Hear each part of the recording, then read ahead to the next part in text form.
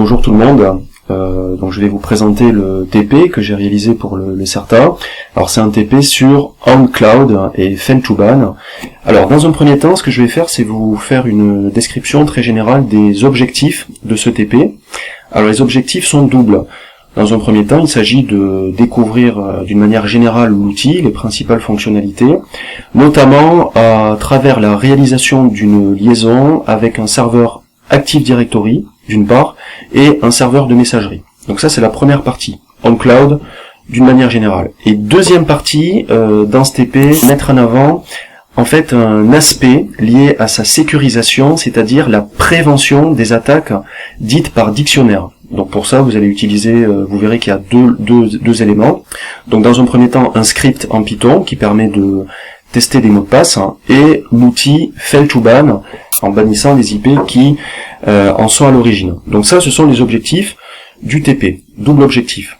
En ce qui concerne les éléments du référentiel, on est essentiellement sur du SISR3, c'est-à-dire l'exploitation des services, puisqu'on est sur un service de cloud, un service de partage de fichiers. Il y a aussi quand même une transversalité avec du SISR4, administration des systèmes, puisqu'il y a du scripting, un script en Python qui permet de tester donc les mots de passe, et également une transversalité avec du SISR5, la supervision, puisque on a donc un outil Fentooban qui permet de travailler donc qui travaille en fait sur les journaux, les logs, afin de détecter les fameuses IP qui ont essayé à plusieurs reprises de compromettre le mot de passe. Donc ça, c'est pour les éléments du référentiel. Une remarque très importante, c'est que ce TP s'appuie sur une maquette qui est censée exister et qui comporte notamment un serveur DNS, un serveur LDAP, un Active Directory, et un serveur de messagerie. Donc si vous les avez, c'est très bien. Si vous les avez pas, vous pouvez sauter ces parties-là ou les intégrer plus tard, voire intégrer ce TP dans le cadre d'un contexte, comme le contexte GSB.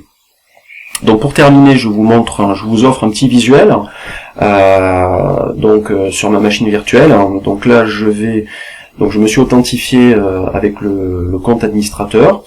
On est en fait sur une application tout à fait classique, pilotée à partir d'un navigateur sur donc un serveur web. Voilà, j'espère que ce TP vous pourrez en tirer pleinement profit. Je vous remercie beaucoup pour votre attention.